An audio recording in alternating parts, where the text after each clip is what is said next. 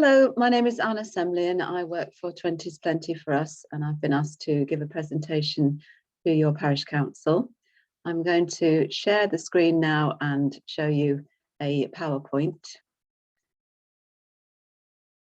Let's go to the slideshow. So here we are. I'm asking you to normalise 20 miles an hour and to vote for 20's Plenty, which is a default 20 mile an hour policy. Please pass a motion in favour of normalising 20 miles an hour. Don't worry yet about who's going to pay. It depends on the county council bidding for government grants or asking the Grant Shapps MP to change the national limit. The government set limit of 30 miles an hour is your problem, not how to pay for it. 20's Plenty is an organisation that assists local authorities to balance movement, safety and the economy and create better streets for people. We have over 500 campaigns. We align with global best practice. It's now 25 million people who live in authorities that have agreed this policy, including now Scotland and Wales.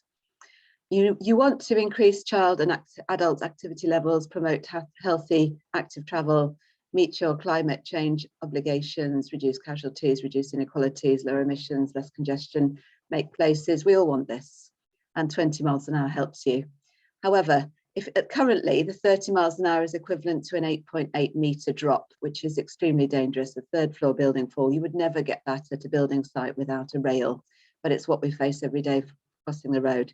20 miles an hour, okay, it would hurt, 3.6 metre fall, but you're very unlikely to die or be seriously injured. Know that already 36% of primary age parents are afraid to let their children walk or cycle due to fast traffic. 1 in 5 adults, 20% of 40 to 60-year-olds is physically inactive, and this is partly because the road speeds are too high. This causes early onset ill health through inactivity. Casualties are about 1 to 2% of GDP. There's a lot of dissatisfaction with 30 miles an hour. Only 10% of your residents actually want 30 miles an hour on their streets, and more like over 70% are in favour of 20 miles an hour, with a few don't knows. Know that faster silent e-bikes, e-scooters, e-cargo bikes and e-cars will all raise the risks. 30 miles an hour is well past its use by date. It's not fit for purpose. It's already been rejected by 25 million people's authorities, over a third of the UK population. It's not helping your residents' health, relationships or business. We know that streets are for life, not just for motors, and that a 30 mile an hour peak speed doesn't even reduce overall journey time significantly. There are no advantages really of keeping 30. Will a 30 mile an hour limit ever support active travel? No, it won't. Will it ever help 8-year-olds cross the roads and fulfill duty of care? No, it won't. This is me and my daughter. You know, she's terrified of this coach.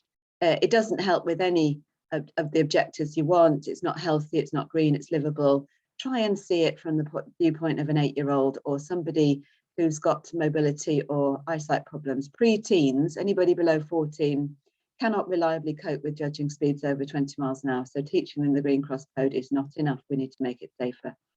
Some settlements don't have proper pavements.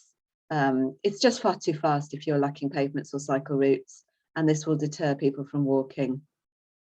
70%, as I say, of the British Social Attitudes Survey and the National Travel Attitudes Survey say they want 20 miles an hour for residential streets.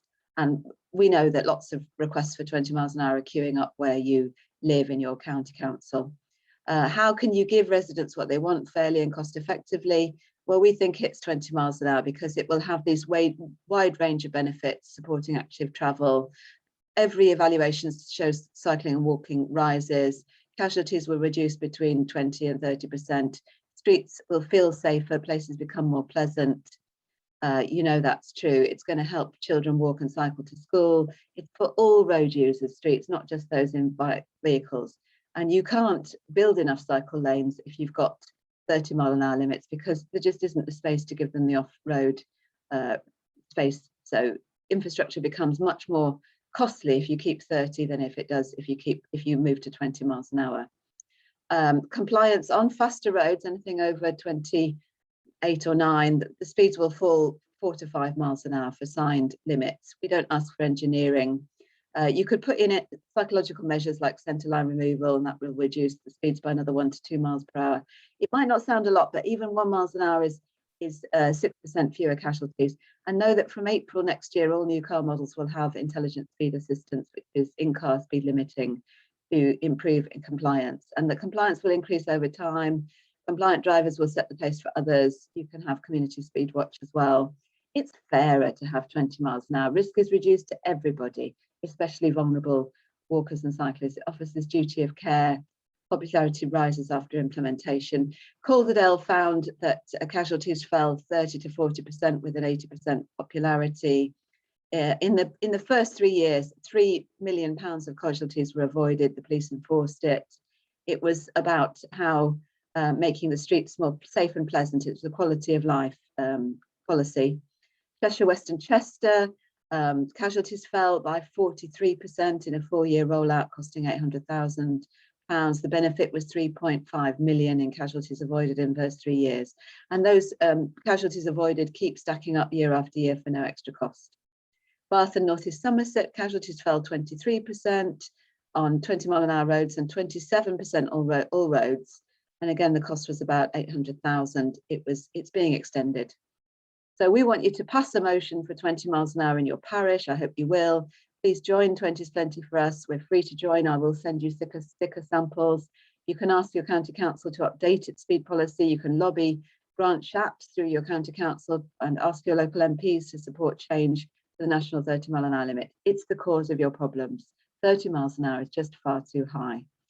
So how can change take place in this county? Well, really, every level of county and parish councillors, if you all vote for 20 miles an hour, it's going to happen where you live. So please ask me questions by email. I'm anna.s@20splenty.org, anna.s, not SL. Thanks very much for listening. I'll stop recording now.